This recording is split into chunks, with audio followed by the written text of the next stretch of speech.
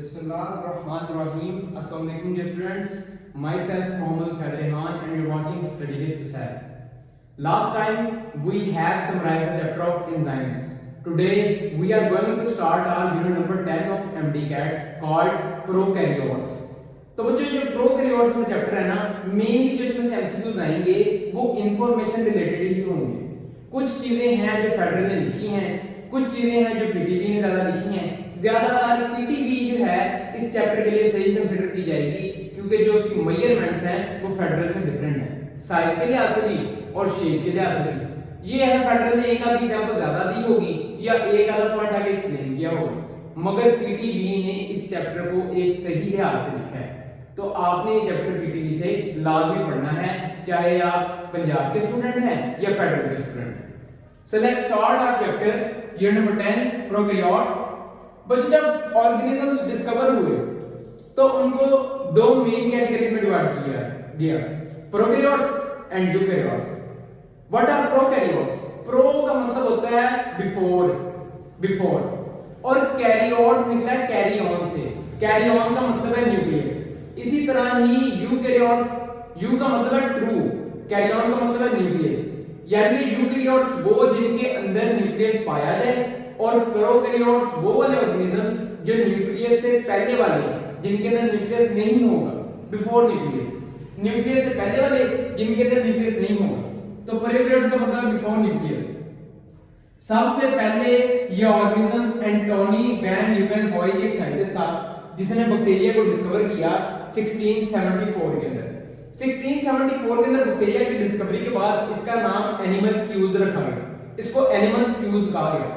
मगर 1882 के अंदर आयरनबर्ग एक साइंटिस्ट था जिसने कहा कि भाई ये एनिमल क्यूज नहीं है, ये बैक्टीरियम है या बैक्टीरिया है, सिंगुलर बैक्टीरियम है।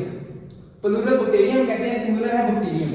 1882 के अंदर आयरनबर्ग नाम के साइंटिस्ट ने कहा कि इसका नाम बैक्टीरियम है, उसने इसको नेमिंग दी। रॉबर्ट कोच का काम ये है कि उसने जर्म थ्योरी दी, जर्म थ्योरी और उसके 3 पोस्टुलेट्स दिए रॉबर्ट कोच ने। इसके बाद अगर हम देखें कि बैक्टीरिया के अंदर क्या-क्या चीजें हैं, तो बच्चों बैक्टीरिया के अंदर बैक्टीरिया दो तरह से क्लासिफाई किए जाते हैं, साइज की बेस पे और शेप की बेस पे। इसके अलावा सेल वॉल मोस्टली बैक्टीरिया के अंदर होती है, मगर माइकोप्लाज्मा, जीनस माइकोप्लाज्मा के अंदर सेल वॉल नहीं होती। although they have sterols in cell membrane but they lack cell wall. So we have to start with size. जो बैक्टीरिया का साइज होता है ना बैक्टीरियल सेल का, वो about 1/10 ऑफ यूकैरियोटिक सेल होता है। यानी कि यूकैरियोटिक सेल से 10 गुना कम होता है बैक्टीरियल सेल का size. Number 2, they range in size from 0.1 to 600 micrometer. 0.1 से 600 माइक्रोमीटर इनकी रेंज है। माइकोप्लाज्मा यानी कि जीनस माइकोप्लाज्मा स्मॉलेस्ट बैक्टीरिया है। इधर मैं लिख देता हूं, एस से मैं रिप्रेजेंट करूंगा, स्मॉलेस्ट बैक्टीरिया है जिसका साइज 100 to 200 नैनोमीटर होता है। 200 नैनोमीटर तो पॉक्स वायरस का साइज था।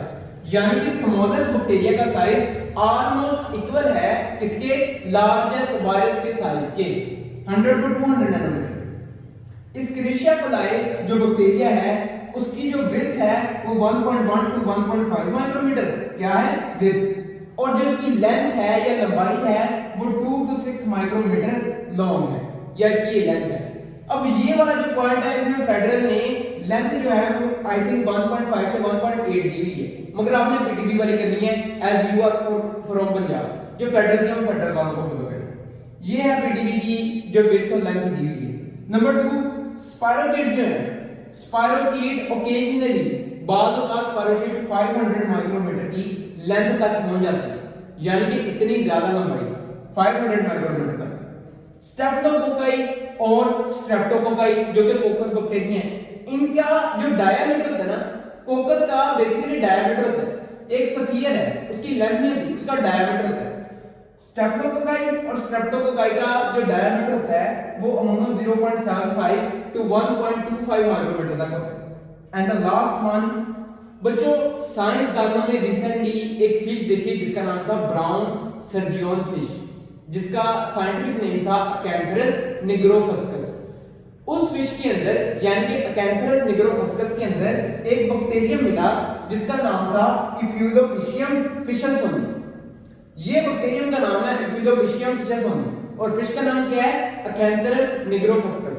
उसके अंदर बैक्टीरिया मिला जिसकी जो लेंथ थी वो 600 माइक्रोमीटर थी और जो उसकी विड्थ थी या थिकनेस थी वो 80 माइक्रोमीटर थी और ये अब तक का सबसे लार्जेस्ट बैक्टीरिया है। और ये थोड़ा सा छोटा होता है एक प्रिंटेड हाइफन से। प्रिंटेड हाइफन ये होता है, ये इससे थोड़ा सा छोटा होता है, यानी कि विजिबल आई से ये नजर आ सकता है। तो लार्जेस्ट ये हो गया और स्मॉलेस्ट ये हो गया। ये क्या है, लार्जेस्ट, जो कि ब्राउन सर्जियन फिश के अंदर से निकला है। ये तो हो गया बच्चों साइज, और साइज में वेरी कर रहे हैं, आपने याद रखना है, यहां से एमसीक्यू आता है। अगला पॉइंट है जी शेप क्या हो। बैक्टीरिया मुख्तलिफ शेप्स के अंदर पाए जाते हैं। जो आमतौर पर इनकी शेप्स हैं वो हैं स्फेरिकल शेप या रॉड शेप या हेलिकल बलदार शक्ल में। अच्छा बच्चों, अगर कोई बैक्टीरिया स्टार शेप हो, फिलामेंटस हो या स्क्वायर टाइप हो या रेक्टेंगल टाइप हो बैक्टीरियल है, तो ये इररेगुलर शेप्स हैं या ये रैंडम शेप्स हैं। इनको रैंडम शेप्स कहते हैं। जो रेगुलर शेप्स हैं या जो नॉन रैंडम शेप्स हैं जो ज्यादातर पाई जाती हैं वो ये यही हैं, कोकस, बैसिलस और स्पाइरस। तीन तरह। लियोमॉर्फिक क्या है, कुछ लोग इसको क्लियोमॉर्फिक पढ़ेंगे पर असल में ये लफ्ज लियोमॉर्फिक है। लियोमॉर्फिक बच्चों, जो हेलिकोबैक्टर पाइलोरी वो बैक्टीरिया जो अल्सर कॉज करता है। हेलिकोबैक्टर पाइलोरी जो है वो किसी एक शेप में एग्जिस्ट नहीं करता, वो दो शेप्स के अंदर एग्जिस्ट करता है। तो ऐसा फिनोमिना जिसके अंदर एक बैक्टीरिया एक से ज्यादा शेप में एग्जिस्ट करे उसको हम लियोमॉर्फिक कहते हैं, लियोमॉर्फिक फिनोमिना। और उस बैक्टीरिया को हम लियोमॉर्फिक बैक्टीरिया कहते हैं।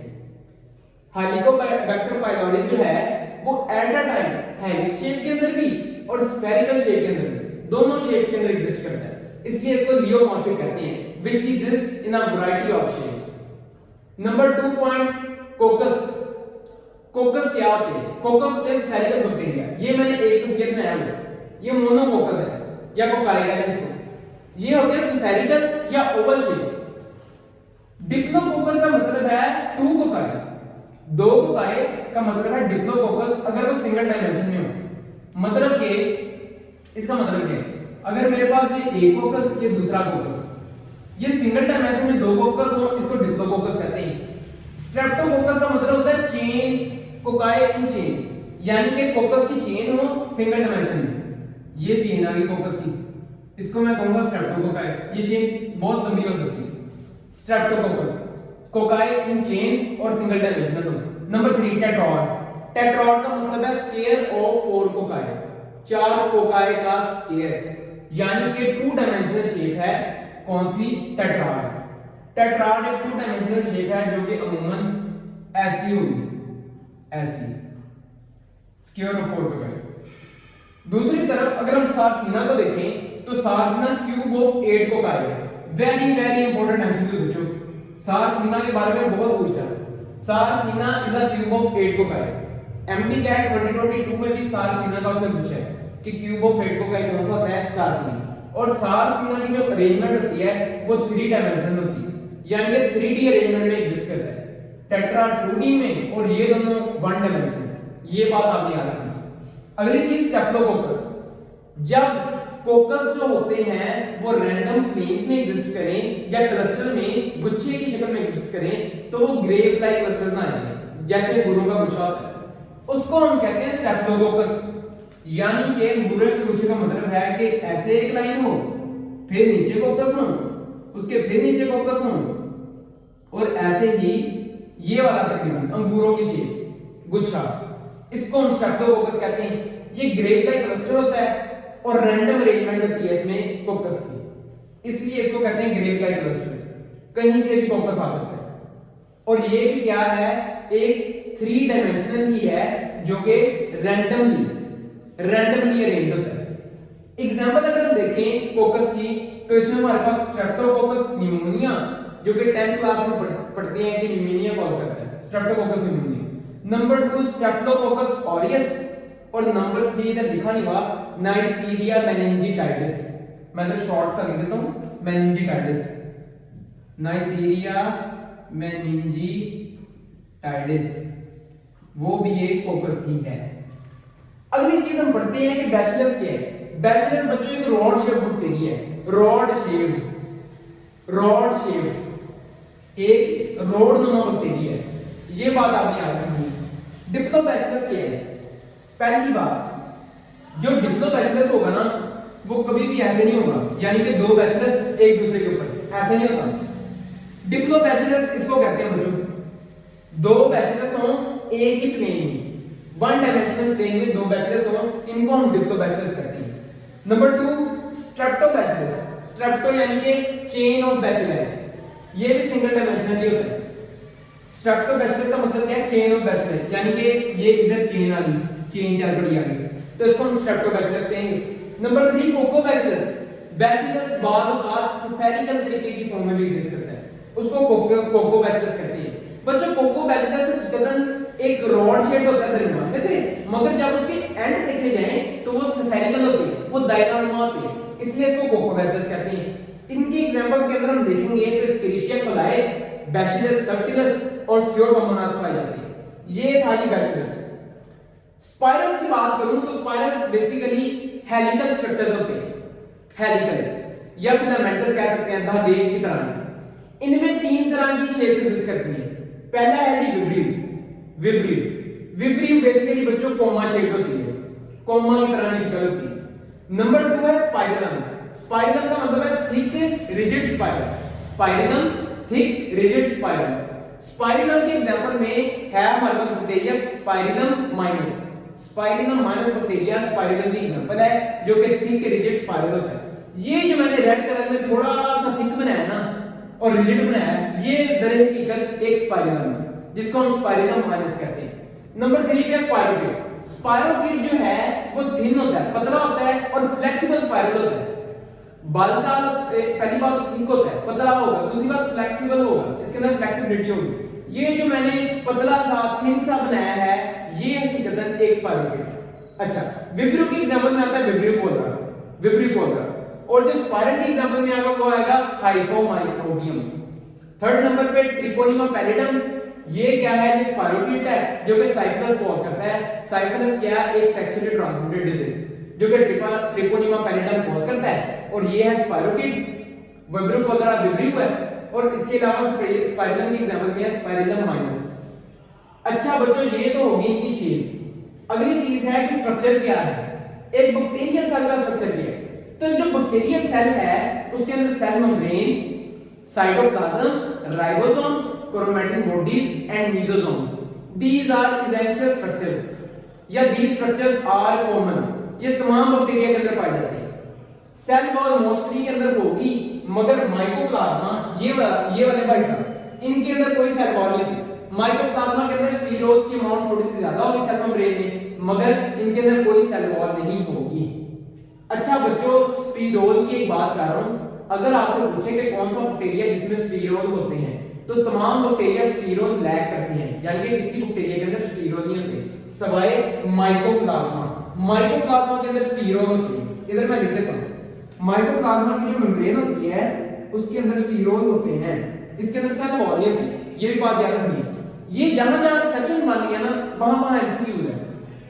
पहली बात मैं कहूंगा अपेंडिजेस के बारे में। अपेंडिजेस वो स्ट्रक्चर्स होते हैं जो कि बैक्टीरिया की सरफेस के ऊपर से निकलते हैं, उभार भी कहते हैं हम इनको उर्दू के अंदर। अपेंडिजेस वो structure which project from bacterial surface.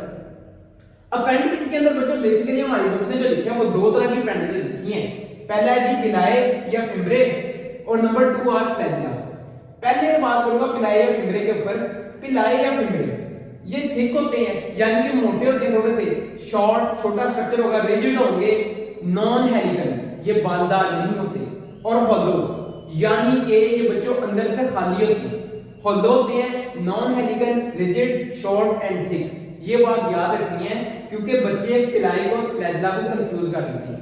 अच्छा, अगली बात, tubular extensions made up of pilin protein, यानी कि ये सेल की जो सरफेस है उनमें से निकलने वाली एक्सटेंशंस या अपेंडिजेस हैं जो कि पाइलिन प्रोटीन की बनी होती हैं। पाइलिन प्रोटीन की वजह से इनको पिलाई कहा जाता है। अगली चीज, they are involved in conjugation. वो आपसे पूछेगा primary function of pili is, तो आपने कहा primary function of pili is conjugation. इसी कॉन्जुगेशन की वजह से जो कि सेक्सुअल रिप्रोडक्शन का मेथड है, इनको सेक्स पिलाई भी कहा जाता है। किनको? पिलाई को क्या कहा जाता है? सेक्स पिलाई। किस वजह से? Because they are primarily involved in conjugation. इनका दूसरा फंक्शन भी है। दूसरा फंक्शन क्या है? They are also involved in attachment. ये अटैचमेंट के अंदर भी इन्वॉल्व होते हैं। आखिरी बात मैं करता जाऊं कि पिलाई जो है वो सिर्फ और सिर्फ ग्राम नेगेटिव बैक्टीरिया के अंदर होंगे। ग्राम पॉजिटिव बैक्टीरिया के अंदर पिलाई नाम की कोई चीज नहीं, ये सिर्फ ग्राम नेगेटिव बैक्टीरिया के अंदर होंगे। बच्चों अगली बात मैं करूंगा फ्लैजेला के ऊपर। फ्लैजेला के ऊपर, फ्लैजेला जो होता है वो थिन, लॉन्ग, फ्लेक्सिबल, हेलिकल, यानी कि इसका पूरा उल्ट, थिन पतला होगा, लंबा होगा थोड़ा सा, और ये हेयर लाइक अपेंडिसेस होते हैं। जैसे हमारे बाल नहीं होते बच्चों, वैसा ही एक फ्लैजेला होता है। फ्लेक्सिबल होगा और हेलिकल होगा, बालदार होगा। अगली बात, it originate from basal bodies. Basal bodies क्या होती है बच्चों? बेसिकली फ्लैजेला तीन पार्ट में मुश्तमिल होता है। Number 1 basal bodies, number 2 hook, number 3 filament. क्या क्या? Basal bodies number 1, number 2 hook, number 3 filament. बच्चों जो बेसल बॉडीज होती है ना, उसका फंक्शन होता है 360 डिग्री रोटेशन, यानी कि फ्लैजेला को 360 डिग्री रोटेशन देना इस बेसल बॉडी का काम है। तो फ्लैजेला जो है बेसिकली बेसल बॉडी से निकलती है, जो कि एक स्ट्रक्चर है सेल मेम्ब्रेन के बीनीथ। सेल मेम्ब्रेन के पीछे एक स्ट्रक्चर है जिसको बेसल बॉडी कहते हैं, जो क्या करती है 360 डिग्री रोटेशन देती है। किसको? फिलामेंट या flagella. It is made up of flagellin protein. Flagellin protein से बनने की वजह से हम इसको फ्लैजेला कहते हैं। बच्चों जो कोकस हमने पढ़े ना, डायनामा बैक्टीरिया, उनके अंदर फ्लैजेला बहुत कम होते हैं। कोकाई रेयरली हैव फ्लैजेला, उनके अंदर फ्लैजेला नाम की चीज नहीं। तो इसका मतलब है कि जो फंक्शन फ्लैजेला परफॉर्म करेंगे, कोकाई के अंदर वो फंक्शन नहीं होगा। अगली चीज, they help in locomotion and chemotaxis. बच्चा वो आपसे पूछता है which bacteria lack the property of locomotion and chemotaxis। chemotaxis का मतलब होता है केमिकल की मदद से मूवमेंट करना, यानी कि एक सेल केमिकल रिलीज करेगा तो स्पर्म उसकी तरफ जाएगा, कीमोटैक्सिस करेगा। इसी तरह कीमोटैक्सिस की और एग्जांपल है चैप्टर नंबर 16 सेकंड ईयर के अंदर। कीमोटैक्सिस का मतलब है केमिकल की वजह से मूवमेंट करना, यानी कि कोकाई का अगर वो आपसे पूछे तो वो ना तो लोकोमोशन कर सकता है, ना वो कीमोटैक्सिस कर सकता है, because they don't have flagella. Next one, classification of bacteria upon flagella. Flagella की बेसिस पे बैक्टीरिया को क्लासिफाई किया जाता है। इसकी बेसिकली बच्चों जो मेन क्लासेस हैं वो दो ही हैं, ए ट्राइकस और ट्राइकस। ए का मतलब है नन, जिसके अंदर ट्राइकस कोई ना। ए ट्राइकस का मतलब है bacteria that have no flagella, जिसके अंदर फ्लैजेला ही नहीं है। एग्जांपल क्या है इसकी? कोकस, कोकाई बैक्टीरिया। ट्राइकस का मतलब है जिनके अंदर फ्लैजेला हो। अब ट्राइकस की आगे क्लासेस हैं, उनको हम देखते हैं। ट्राइकस की आगे क्लासेस हैं मोनोट्राइकस, बायोट्राइकस, लोफोट्राइकस, एम्फिलोफोट्राइकस और पेरिट्राइकस। बच्चों आपने गौर से मेरे अल्फाज पर ना ध्यान देना है कि मैं क्या कह रहा हूं। बच्चे यहीं से कंफ्यूज होते हैं। मोनोट्राइकस का मतलब है मोनोट्राइकस, अगर तो मेरे पास एक रॉड शेप बैक्टीरिया है और उसके एक पोल पे, बैक्टीरिया के दो पोल है, एक ये वाला पोल एक ये वाला पोल, उसके एक पोल के ऊपर एक फ्लैजेला है, उसको मैं कहूंगा मोनोपोलर मोनोट्राइकस। ट्राइकस का मतलब है फ्लैजेला कितने, यानी कि एक फ्लैजेला है तो मोनोट्राइकस, और एक पोल पे है तो मोनोपोलर। अब इसको क्या नाम देंगे? इसको हम नाम देंगे बाइपोलर मोनोट्राइकस, क्योंकि एक फ्लैजेला है मगर दोनों पोल्स के ऊपर एक फ्लैजेला है, यानी कि बाइपोलर, दोनों पोल्स के ऊपर मोनोट्राइकस, एक फ्लैजेला। अगली चीज बायोट्राइकस। बायोट्राइकस में पहला जो है ना हमारे पास बैक्टीरिया, अगर उसके एक ही पोल के ऊपर दो फ्लैजेला हो, यानी कि वो बायोट्राइकस हो, एक ही पोल के ऊपर दो फ्लैजेला हो, तो हम उसको कहेंगे मोनोपोलर, क्योंकि एक पोल के ऊपर है। बायोट्राइकस दो फ्लैजेला। इसको अगर नेमिंग देनी हो तो हम क्या नेम देंगे? जी बच्चों, बायोपोलर, दोनों पोल्स के ऊपर बायोट्राइकस, बायोपोलर बायोट्राइकस। अगली जो इसकी क्लास है वो है लोफोट्राइकस। लोफोट्राइकस का मतलब क्या है? लोफोट्राइकस का मतलब है tuft of flagella. More than 2 flagella अगर प्रेजेंट हो तो उसको हम लोफोट्राइकस कहते हैं। मतलब मेरे पास एक रॉड शेप बैक्टीरिया था, उसके एक पोल के ऊपर 2 से ज्यादा फ्लैजेला थे, उसको मैंने कहा लोफोट्राइकस। अगर इसका और अच्छे से नाम रखना है तो आप कह सकते हैं मोनोपोलर लोफोट्राइकस, यानी कि एक ही पोल के ऊपर टफ्ट ऑफ फ्लैजेला है तो मोनोपोलर लोफोट्राइकस। अगली चीज है एम्फिलोफोट्राइकस। एम्फिलोफोट्राइकस का मतलब है बैक्टीरिया के दोनों पोल्स के ऊपर टफ्ट ऑफ फ्लैजेला या फ्लैजेला का गुच्छा है। इसको मैं बाइपोलर लोफोट्राइकस भी कह सकता हूं। और बच्चों एम्फी का मतलब भी 2 या बाई ही होता है। एम्फी का मतलब भी बाई होता है, इसलिए हम इसको कहते हैं एम्फिलोफोट्राइकस या बाइपोलर लोफोट्राइकस। लास्ट वन और पेरिट्राइकस। पेरिट्राइकस जो होता है ना, जब एक बैक्टीरियल सेल को हर तरफ से फ्लैजेला घेर ले तो उसको हम पेरिट्राइकस कहते हैं। बच्चों ये हो गया हमारा फ्लैजेला वाला पार्ट। आगे थोड़ा सा मैं बताऊंगा आपको कि ये पिलाए और फ्लैजेला कैसे निकलती है। उसके लिए हम थोड़ा सा ना एक सेल का स्ट्रक्चर बनाएंगे। तो ये होगी हमारे पास पहले आउटर मेम्ब्रेन, एक रास्ता स्ट्रक्चर ड्रा कर दूंगा।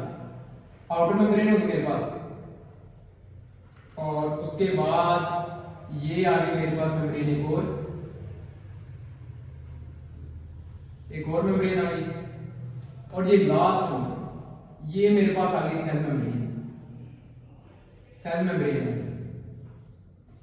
बच्चों एक आपने देखना है, इधर से एक स्ट्रक्चर निकलेंगे जो कि ब्रीक से होंगे, ब्रीक से, ये वाला स्ट्रक्चर। दूसरा आपने देखना है इधर से भी एक स्ट्रक्चर निकलेगा जो कि थोड़ा सा मोटा और फ्लेक्सिबल नहीं होगा, यानी कि शॉर्ट होगा और थिक होगा। ये था थिन और लॉन्ग। इसको बच्चों बेसिकली हम कहते हैं फ्लैजेला। क्या कहते हैं? Flagella. And this is called, which is thick and short, it is called पिलाई। इसको हम पिलाई कहते हैं, इसको हम कहते हैं फ्लैजेला। जो कि क्या था, थिन था और थोड़ा सा लंबा था, उसको फ्लैजेला कह दिया। जो थिक और शॉर्ट था उसको पिलाई कह दिया। इसके अलावा बैक्टीरिया को जब हम देखते हैं, उसके सेल के स्ट्रक्चर को देखते हैं, तो हमारे पास जो पहला स्ट्रक्चर आएगा उसको हम कहेंगे सेल इन्वेलप। क्या कहेंगे? Cell envelope. सेल इन्वेलप के अंदर ना बच्चों 3 चीजें आनी है। 3 चीजें कौन सी हैं? Number 1 glycocalyx, number 2 is cell wall. Glycocalyx आज हमने पढ़ना है। ग्लाइकोकैलिक्स में बेसिकली 2 चीजें होती हैं।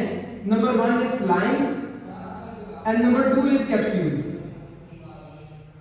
Number 1 is slime and number 2 is capsule. Slime और कैप्सूल होती हैं में 2 चीजें, स्लाइम और कैप्सूल। बच्चों स्लाइम और कैप्सूल को मिलके ना हम ग्लाइकोकैलिक्स कहते हैं। ग्लाइकोकैलिक्स का फंक्शन क्या है? ये भी बात है, यानी कि जो स्लाइम और कैप्सूल का फंक्शन होगा वो ही ग्लाइकोकैलिक्स का फंक्शन होगा। पहले मैं लिखूंगी स्लाइम का क्या फंक्शन है। स्लाइम बच्चों क्या होती है? स्लाइम जो है ना वो लूजली अटैच्ड पॉलीसेकेराइड यूनिट्स होते हैं। सॉरी कह दिया, पॉलीसेकेराइड कहते हैं loosely attached macro molecules. Loosely attached micromolecules है, यानी कि अगर हम स्लाइम को बैक्टीरिया के सरफेस से उतारना चाहें तो हम उतार सकते हैं।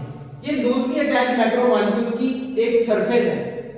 अच्छा, दूसरी बात इसके बारे में क्या है जी? Slime provides pathogenicity. स्लाइम जो है वो बैक्टीरिया को पैथोजेनिसिटी यानी कि डिजीज कॉज करने की एबिलिटी देता है। इसके अलावा ये क्या करता है? Prevent attack of antibodies.